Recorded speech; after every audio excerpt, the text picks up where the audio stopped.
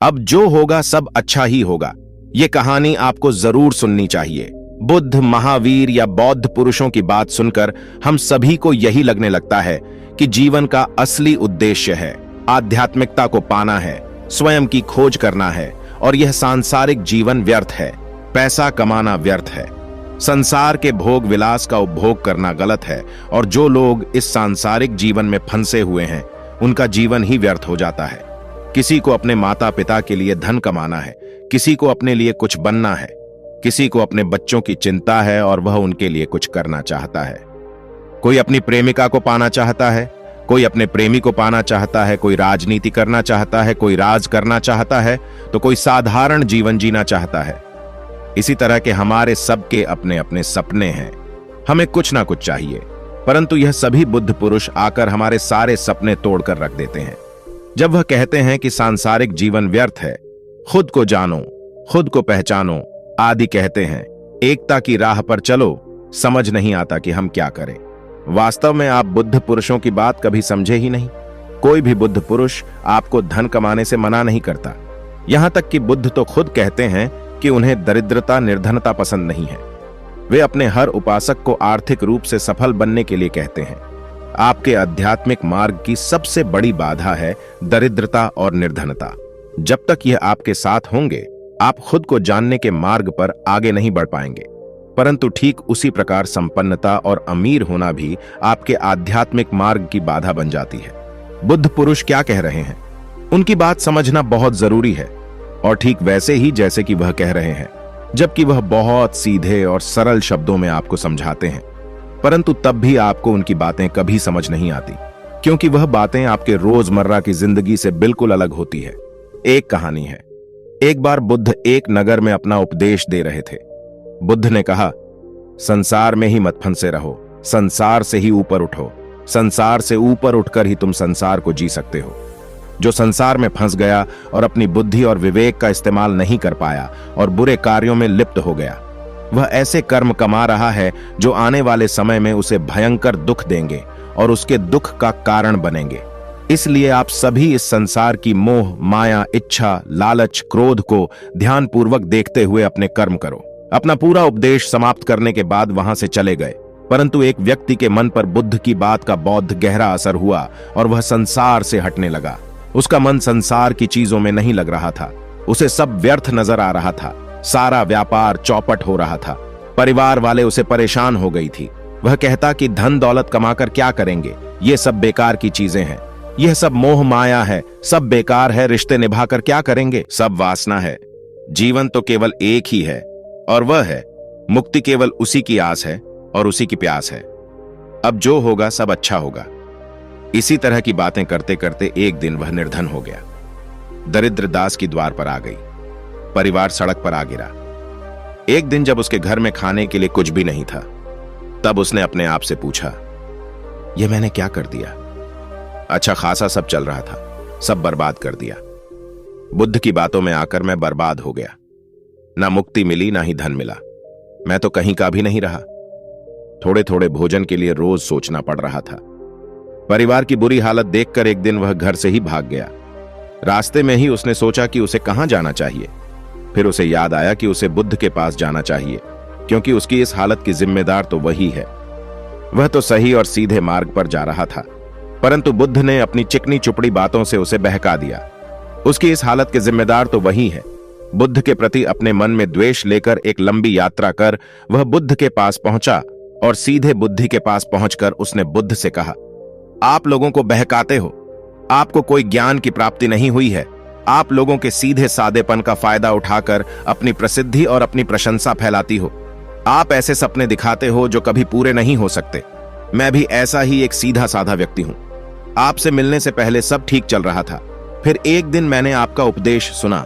मैं आपसे प्रभावित हो गया। अब मैं दर्द दर का भिखारी बन गया हूं। आपकी वजह से बुद्ध मैं बर्बाद हो गया हूं। बुद्ध ने कहा, तुमने क्या किया और क्या समझा, मुझे बताओ। उस व्यक्ति ने यह सारी बात बताई और कहा, आप धन, दौलत, इच्छा, कामना, वासना को बुरा बताते हैं। आप सांसारिक जीवन की बुराई करते हैं और खुद उसी संसार में जाकर भिक्षा मांगते हैं। आप आध्यात्मिक जीवन को अच्छा बताते हैं, पर इस आध्यात्मिकता से मिलता क्या है? आप कहते हैं सुख मिलता है, मुझे तो दुख ही दुख मिला। मैंने अपना सब कुछ खो दिया है। आप लोगों को सुख और आनंद का सपना दिखाकर उन्हें गहरे अंधकार में धकेल देते हो। बुद्ध मुस्कुराए और कहा, अभी तुम आराम करो, रात्रि में मैं तुम्हारे पास आऊंगा, तब हम तुम्हारी समस्या पर बात करेंगे। वह व्यक्ति आराम करने चला गया। रात को बुद्ध उस व्यक्ति के पास आए और कहा, एक हाथी हवा में उड़ रहा था। वह अपनी पर तेजी से मारता और हवा में उड़ता जाता। उसने देखा कि एक बड़ी मछली अपने पैरों से जमीन पर चल रही थी और एक कोता पानी की गहराइयों में सांस ले रहा था और तैर रहा था। यह कहकर बुद्ध चुप हो गया। उस व्यक्ति ने कहा, आगे क्या हुआ? बुद्ध, आप चुप क्यों हो गए? बुद्ध ने कहा, क्या तुम्हें लगता है कि ऐसा वास्तव में हुआ होगा? उस व्यक्ति ने कहा, हां, आप कह रहे हैं तो अवश्य ही ऐसा ही हुआ होगा। बुद्ध ने कहा, ना पहले कभी ऐसा हुआ कि हाथी उड़ सके और ना कभी ऐसा होगा कि हाथी उड़ सकेगा। तुमने सवाल क्यों नहीं पूछा कि हत्या, काश मैं कैसे उड़ रहा था? उस व्यक्ति ने कहा, मुझे लगा कि आप कह रहे हैं तो अवश्य ऐसा ही होगा। बुद्ध ने कहा, कभी भी किसी की भी बात पर मत जाना, स्वयं सोचो कि वह कितना सत्य हो सकता है। वह जो व्यक्ति बोल रहा है वह क्या कहना चाहता है। हो सकता है कि तुम कुछ और समझ रहे हो और वह कुछ और कह रहा हो, इसलिए सवाल जरूर करना चाहिए। अगर तुम मुझसे पूछते कि हाथी हवा में कैसे उड़ रहा था, तो मैं तुम्हें बताता कि एक छोटा बच्चा हाथी, कुत्ता और मछली के खिलौनों से खेल रहा था। वह हाथी को हवा में उड़ा रहा था, मछली को जमीन पर चला रहा था और कुत्ते को पानी में तैराकर खेल रहा था। क्या यह हो सकता है? व्यक्ति ने कहा, हां, बिल्कुल ऐसा हो सकता है। बुद्ध ने कहा, मैं कभी किसी को निर्धन या दरिद्र होने के लिए नहीं कहता। निर्धनता या दरिद्रता तुम्हारी विकास में बाधक बन सकती है। यह भिक्षु संघ देखो, हमें भोजन की आवश्यकता होती है तो हम भिक्षा मांगने जाती है। यह भिक्षा कहां से आती है? व्यक्ति ने कहा, लोग बाग आपको अपने कमाए धन से खरीदे गए भोजन को आपको देते हैं, वहीं से भिक्षा आती है। बुद्ध ने कहा, धन कहां से आता है? व्यक्ति ने कहा, धन तो सभी लोग अर्जित करते हैं और कमाते हैं। बुद्ध ने कहा, दुनिया के सभी लोग अगर भिक्षा मांगने लगे तो भोजन कहां से आएगा? अनाज कौन उगाएगा? व्यापार कौन करेगा? और लोगों की रक्षा कौन करेगा? उनकी जरूरतें कैसे पूरी होंगी? व्यक्ति ने कहा, पर बुद्ध, आप ही तो कहते हैं कि मनुष्य को इच्छा, कामना और वासना, लालच और क्रोध से दूर रहना चाहिए, तभी वे आत्मज्ञानी हो सकता है। बुद्ध ने कहा, वह तो मैं अभी भी कह रहा हूं कि मनुष्य को इन सब चीजों से दूर रहना चाहिए। व्यक्ति ने कहा, पर दुनिया तो इन सब चीजों से ही चल रही है, इसके बिना संसार कैसे चल सकता है? बुद्ध ने कहा, संसार इन चीजों से नहीं चल रहा, वह इन चीजों से बिगड़ रहा है। व्यक्ति ने कहा, बुद्ध, मैं आपकी बात समझ नहीं पा रहा। संसार में इच्छा, कामना और वासना, क्रोध ही तो है। जब हम इन्हें छोड़ देते हैं तब हम अध्यात्म के मार्ग पर चलते हैं, यानी मुक्ति के मार्ग पर चलते हैं, यानी सन्यासी के मार्ग पर चलते हैं। बुद्ध ने कहा, यह भी एक बहुत बड़ा असत्य है कि इच्छा, कामना, वासना और क्रोध ऐसे ही बुरी भावनाओं को छोड़ देने से हम संसार छोड़कर सन्यासी हो जाते हैं। इन सभी चीजों को छोड़कर भी हम संसार में जी सकते हैं, धन कमा सकते हैं, पद, प्रतिष्ठा, मान सम्मान सब कमा सकते हैं। यहां हम सब अपना कर्म कर रहे हैं। एक किसान खेती करता है, पर वह अपनी खेती बिना बुरी भावनाओं के भी कर सकता है। एक व्यापारी व्यापार करता है और चीजों को इधर से उधर लोगों तक पहुंचाता है, वह इसे बिना किसी बुरी भावना के भी कर सकता है। एक राजा अपनी प्रजा की रक्षा करता है, वह भी अपना कर्म बिना किसी बुरी भावना के कर सकता है। एक भिक्षु इन सभी लोगों को सही प्रकार से कार्य करने के लिए मार्गदर्शन करता है। यह है उसका कार्य है, उसका कर्म है। जो व्यक्ति जागृत होकर अपने कर्म का सही पालन करता है, वह चाहे सन्यासी हो या सांसारिक अलग अलग मार्गों से एक ही मंजिल पर पहुंचते हैं। इस संसार में हम जो भी कर रहे हैं वह हमारा इस संसार में रहने के लिए, जीवित होने के लिए और जीवन जीने के लिए केवल एक माध्यम मात्र है।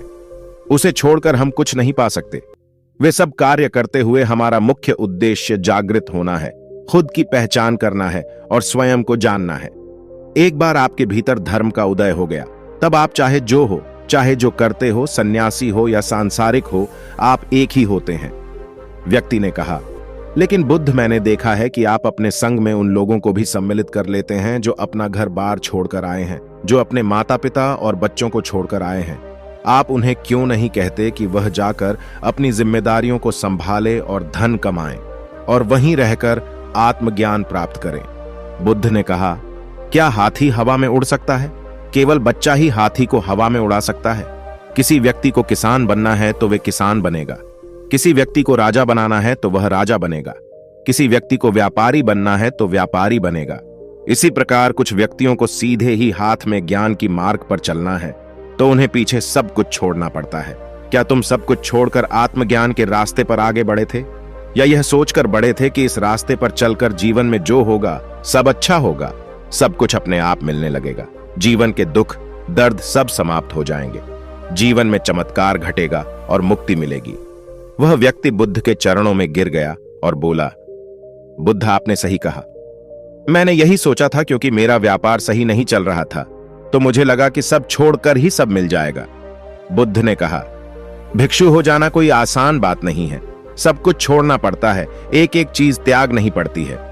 क्या तुम सब कुछ छोड़कर त्याग कर भिक्षु बनना चाहते हो?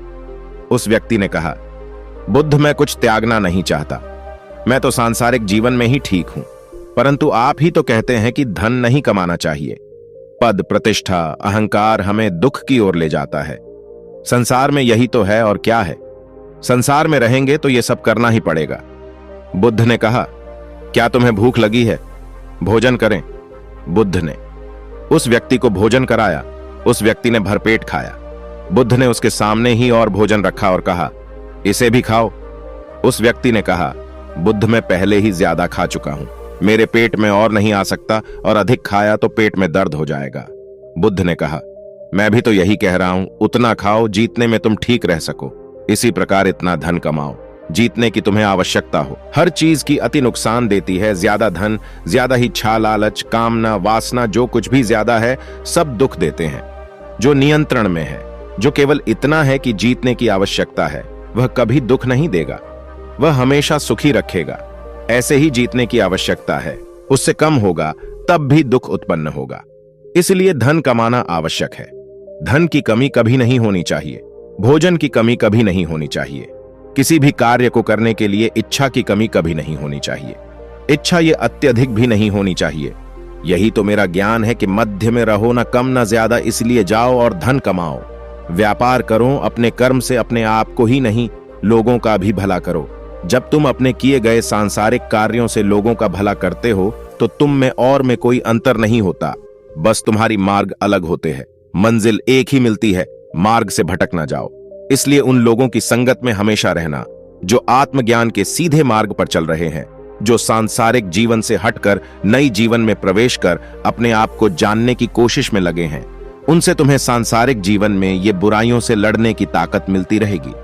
उस व्यक्ति ने कहा, बुद्ध आपकी शिक्षा ये तो बिल्कुल ही अलग है। आपके पास चमत्कार का आश्वासन नहीं है, परंतु आपके पास वह मार्ग है जो साफ और स्पष्ट है। मुझे मेरी गलती का एहसास हो गया है। कर्म को छोड़ देना ही मेरी गलती थी। एक व्यापारी होकर मैंने व्यापार के कर्म को छोड़ दिया और यहां सोचने लगा कि सब कुछ अपने आप हो जाएगा, जबकि यह सत्य है कि कुछ भी अपने आप नहीं होता। जब हम हाथ पैर मारना छोड़ देते हैं तो नदी अपनी बहाव के हिसाब से हमें बहाकर ले जाती है, तब हमारे हाथ में कुछ नहीं रहता। यही तो मेरे साथ हुआ। बुद्ध, मैं अपना कर्म पूरी ईमानदारी के साथ आपकी मार्गदर्शन में करूंगा। मैं एक अच्छा व्यापारी और एक अच्छा इंसान बनकर रहूंगा। मैं आत्मज्ञान के मार्ग पर अपना कर्म करते हुए आगे बढ़ूंगा। यह कहकर वह व्यक्ति बुद्ध को प्रणाम कर वहां से चला गया। हम सभी अपने जीवन में जब बुद्ध की बातें सुनते हैं तो हम भी यही सोचते रहते हैं कि यह दुनियादारी सब बेकार है, आत्मज्ञान की मार्ग पर बढ़ चलो। पर हम अपने भीतर यह नहीं देख पाते हैं कि हमें कोई आत्मज्ञान से मतलब नहीं है। आज दुख का समय चल रहा है तो आत्मज्ञान की याद आ रही है। कल सुख आएगा तो आत्मज्ञान दूर पड़ा रह जाएगा। जो आत्मज्ञान की मार्ग पर चल रही है उन्हें सुख और दुख से फर्क नहीं पड़ता, उन्हें अपने व्यवसाय से फर्क नहीं पड़ता, उन्हें जीवन की झंझटों से फर्क नहीं पड़ता। वह सब का उपयोग अपनी मार्ग पर चलने के लिए करते रहते हैं। आज की वीडियो में बस इतना ही। अगर वीडियो पसंद आए तो वीडियो को लाइक और चैनल को सब्सक्राइब जरूर करें। वीडियो कैसी लगी कमेंट बॉक्स में जरूर बताएं। धन्यवाद।